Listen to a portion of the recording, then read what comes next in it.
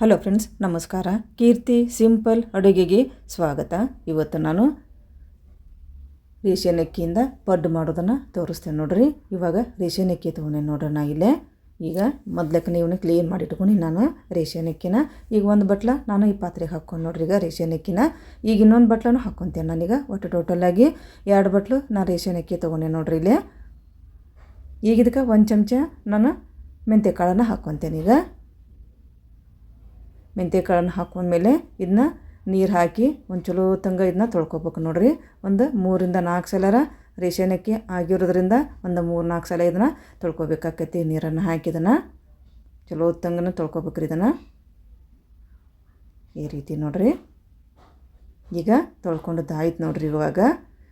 ಇವಾಗ ಇದಕ್ಕೆ ನೀರು ಹಾಕ್ಕೊಂಬಿಡೋಣ್ರಿ. ಈಗ ನೀರು ಅಕ್ಕಿ ಮುಳುಗುವಷ್ಟು ನೀರನ್ನು ಹಾಕಿ ಒಂದು 5 ತಾಸು ಇದನ್ನ ನೆನೆ ಹಾಕಿಬಿಟ್ಬಿಡೋಣ್ರಿ. ಇದನ್ನು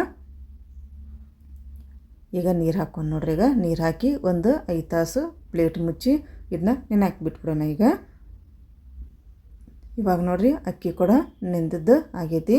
ಈಗ ನೋಡ್ರಿ ಇಷ್ಟು ಬಂದಾಗಿವ ಚಲೋ ಹೊತ್ತಂಗೆ ನೆಂದಾಗಿವ ಅಕ್ಕಿವ. ಮೆಂತ್ಯ ಕಾಳನ್ನು ಚಲೋ ಹೊತ್ತಂಗೆ ನೆಂದಾವು ನೀರಾಗಿವ.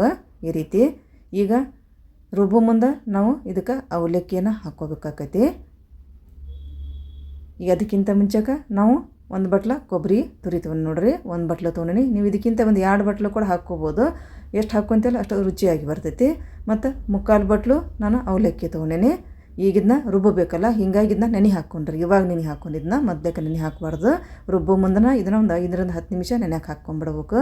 ಈಗ ನೋಡ್ರಿ ನೀರು ಹಾಕಿ ಒಂದು 10 ನಿಮಿಷ ನೆನೆ ಹಾಕಿಬಿಟ್ಟು ಅವಲಕ್ಕಿ ಮೀಡಿಯಮ್ ಅವಲಕ್ಕಿ ನೋಡ್ರಿ. ಇದು ಈಗ ಅಕ್ಕಿ ಕೂಡ ನೆಂದೈತಿ, ಅವಲಕ್ಕಿ ಕೂಡ ಈಗ ನೋಡ್ರಿ ನೆಂದದ್ದು ಆಯ್ತು. ಇವಾಗ 1 ಬಟ್ಲ ನಾನು ಕೊಬ್ಬರಿ ತುರಿನೂ ತೊಗೊಂಡೇನಿ. ಈಗ 3 ನಾನೀಗ ಮಿಕ್ಸಿ ಮಾಡ್ಕೊಂಬರ್ತೇನೆ. 3 ಹಾಕಿ ಈಗ ಅಕ್ಕಿ, ಅವಲಕ್ಕಿ ಮತ್ತು ಕೊಬ್ಬರಿ ತುರಿ 3 ಹಾಕಿ ಸಣ್ಣಗೆ ಇದನ್ನ ಮಿಕ್ಸಿ ಮಾಡ್ಕೊಂಬಿಡ್ತೇನೆ. ಫಸ್ಟಿಗೆ ಅವಲಕ್ಕಿ ಹಾಕ್ಕೊತೇನೆ ರೀ. ನಾ ಏನು 3/4 ಬಟ್ಲು ತೊಗೊಂಡಿದ್ನಲ್ಲ ಅವನು ಅವಲಕ್ಕಿ ಹಾಕ್ಕೊಂಡು ಈಗ ನೋಡ್ರಿ ಅವಲಕ್ಕಿ ಹಾಕ್ಕೊಂಡು ನಾನು ಜಾರಿಗೆ. ಈಗ ಅದಾದ ನಂತರ ನಾನು ಕೊಬ್ಬರಿ ತುರಿ ಹಾಕ್ಕೊತೇನೆ. 1 ಬಟ್ಲು ಕೊಬ್ಬರಿ ತುರಿನ ಹಾಕ್ಕೊತೇನೆ. ನೀವು 2 ಬಟ್ಲು ಕೂಡ ಹಾಕ್ಕೋಬೋದು. ಎಷ್ಟು ಹಾಕ್ಕೊಂಡ್ರು ರುಚಿ ಬರ್ತೈತೆ ರೀ ಪಡ್ಡದು. ಈಗ ನಾನು 1 ಬಟ್ಲು ಹಾಕ್ತೀನಿ ಇಲ್ಲಿ ಕೊಬ್ಬರಿ ತುರಿನ, ಹಸಿ ತೆಂಗಿನ ತುರಿ ಇದು. ಈಗ 3/4 ಬಟ್ಲು ಅವಲಕ್ಕಿ ಹಾಕ್ಕೊಂಡೆ ನಾನು, ನೆಂದಂಥ ಅವಲಕ್ಕಿ ಹಾಕ್ಕೊಂಡು 1 ಬಟ್ಲ ಕೊಬ್ಬರಿ ತುರಿ ಹಾಕ್ಕೊಂಡ್ರಿ. ಈಗ ಸ್ವಲ್ಪ ಅಕ್ಕಿ ಹಾಕ್ಕೊಂಡ್ಬಿಡ್ತೇನೆ ರೀ. ಜಾರು ಎಷ್ಟು ಹಿಡ್ದೈತಲ್ಲ ಅಷ್ಟು ಅಕ್ಕಿಯನ್ನು ಹಾಕ್ಕೊಂಡು ಇದನ್ನ ಸಣ್ಣಗೆ ಇದನ್ನ ಮಿಕ್ಸಿ ಮಾಡ್ಕೊಂಡ್ಬಿಡ್ತೇನೆ. ಉದಂತನ ಆಮೇಲೆ ನಾನು ರುಬ್ಕೊತೀನಿ. ಈಗ 1 ಬ್ಯಾಚ್ ರುಬ್ಕೊಂಡ್ಬಿಡೋಣ.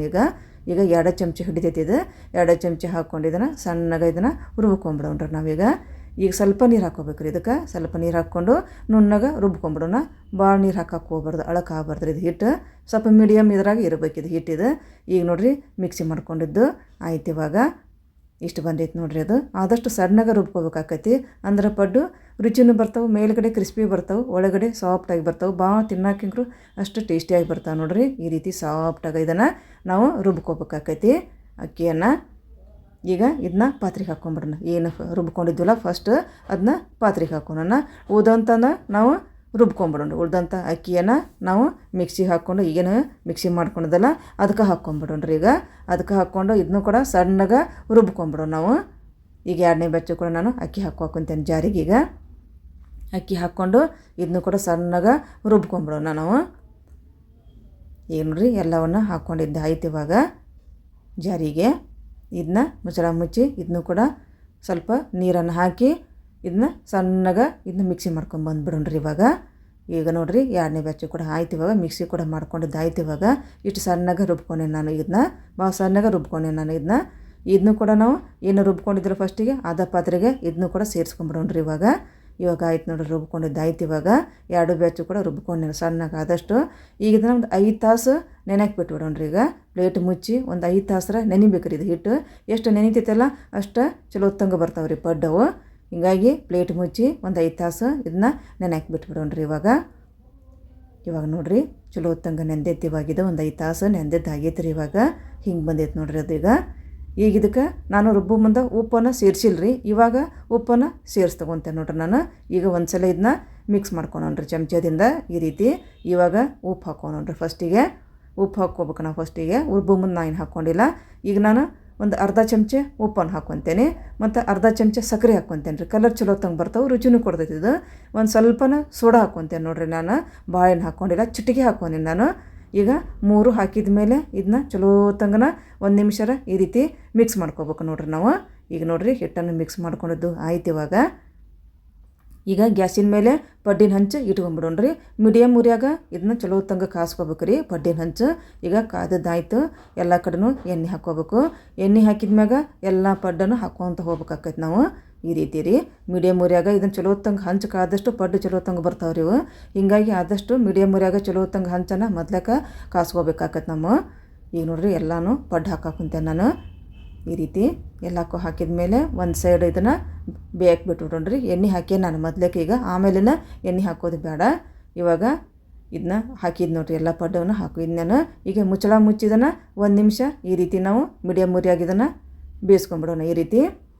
ಈಗ ನೋಡಿರಿ 1 ನಿಮಿಷ ಕೂಡ ಆಗೈತಿ. ಇವಾಗ ನೋಡೋಣ ಈಗ ಹೆಂಗೆ ಬಂದಾವ ಅಂತಂದು.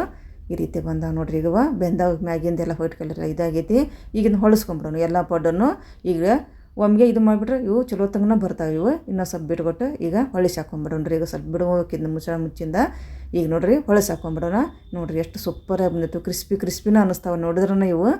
ಇವು ಒಳಗಡೆ ಸಾಫ್ಟ್ ಇರ್ತಾವೆ ರೀ, ಮೇಲ್ಗಡೆ ಮಾತ್ರ ಭಾಳ ಕ್ರಿಸ್ಪಿ ಇರ್ತಾವೆ.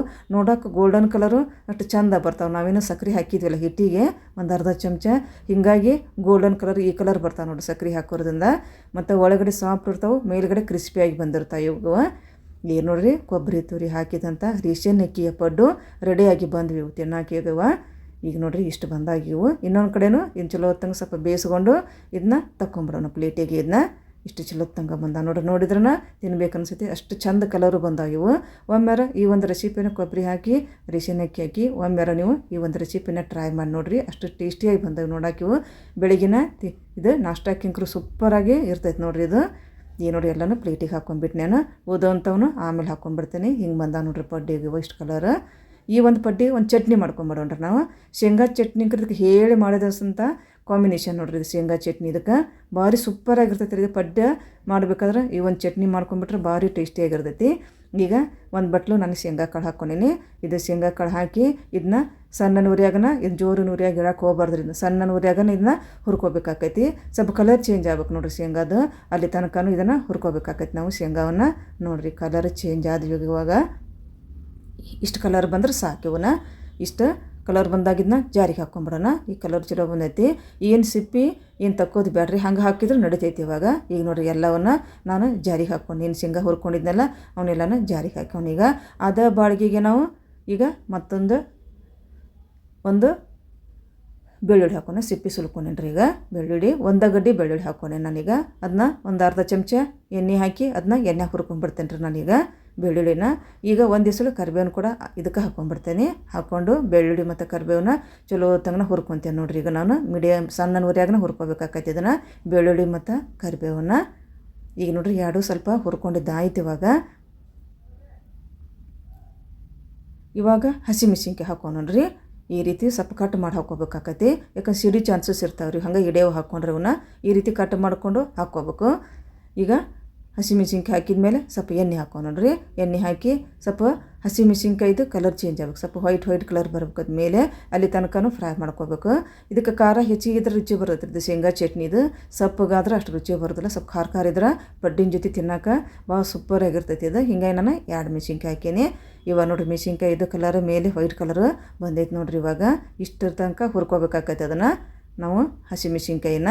ಈಗ ಕರಿಬೇವು ಬೆಳ್ಳುಳ್ಳಿ ಹಸಿಮೆಣಸಿನ್ಕಾಯಿನ ಹುರ್ಕೊಂಡಿದ್ದಾಯ್ತು. ಇವಾಗ ಜೀರಿಗೆ ಹಾಕೋಣರಿ. ಜೀರಿಗೆ ಹಾಕಿ ಈಗ ಚಲೋ ತಂಗ ಇದನ್ನು ಕೂಡ ಹುರ್ಕೊಳೋಣ ಈ ರೀತಿ. ಈಗ ನೋಡಿರಿ ಎಲ್ಲನೂ ಹುರ್ಕೊಂಡಿದ್ದ ಆಯ್ತು. ಈಗ ಇದನ್ನ ಮಿಕ್ಸಿ ಜಾರಿಗೆ ಇದನ್ನು ಕೂಡ ಹಾಕ್ಕೊಂಬಿಡೋಣ ನಾವು. ಏನು ಶೇಂಗಾ ಕಾಳು ಹಾಕ್ಕೊಂಡಿದ್ವಲ್ಲ ನಾವು ಅದಕ್ಕೆ ಹಾಕ್ಕೊಂಬಿಡೋಣ್ರಿ. ಇದನ್ನ ಈಗ ನೋಡಿ ಹುರ್ಕೊಂಡಿದ್ದ ಆಯ್ತು.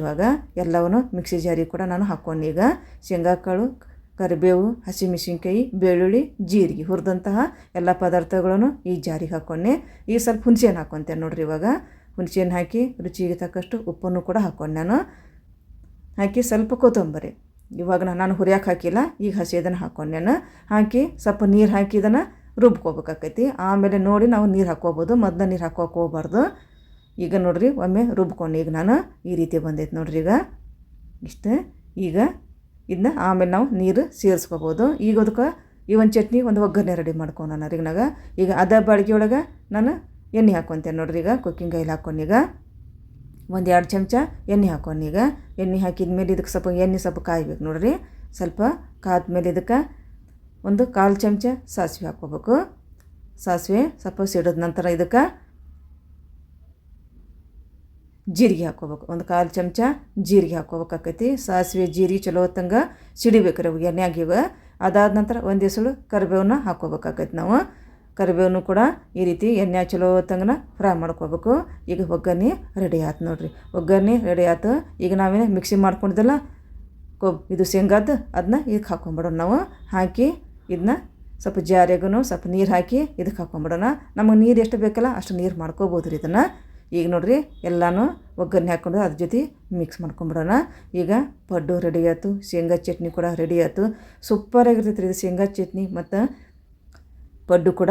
ನಾ ಈ ಕೊಬ್ಬರಿ ಹಾಕಿ ಮಾಡೋಣಲ್ಲ ಭಾಳ ಸೂಪರಾಗಿರ್ತೈತಿ. ನೀವು ಕೂಡ ಈ ಒಂದು ರೆಸಿಪಿನ ಟ್ರೈ ಮಾಡಿ ನೋಡಿರಿ. ಈ ಒಂದು ರೆಸಿಪಿ ನಿಮ್ಗೆ ಲೈಕ್ ಆಗಿದ್ರೆ ಒಂದು ಲೈಕ್ ಮಾಡಿರಿ, ಆದಷ್ಟು ಶೇರ್ ಮಾಡಿರಿ. ನೋಡಿದಂಥ ನನ್ನೆಲ್ಲ ವೀಕ್ಷಕರಿಗೂ ಧನ್ಯವಾದ. ಮತ್ತೊಂದು ಸಿಂಪಲ್ಲಾದ ರೆಸಿಪಿಯೊಂದಿಗೆ ಬರುತ್ತೇನೆ. ಅಲ್ಲಿವರೆಗೂ ನನ್ನೊಂದು ಚಾನೆಲ್ ನೀವು ಸಬ್ಸ್ಕ್ರೈಬ್ ಮಾಡ್ಕೊಂಡ್ಬಿಡ್ರಿ ಪ್ಲೀಸ್. ಮತ್ತು ಈ ಒಂದು ರೆಸಿಪಿನೇ ನೋಡೋದಕ್ಕೆ ನಿಮಗೊಂದು ನಮಸ್ಕಾರ ಮತ್ತು ಧನ್ಯವಾದ.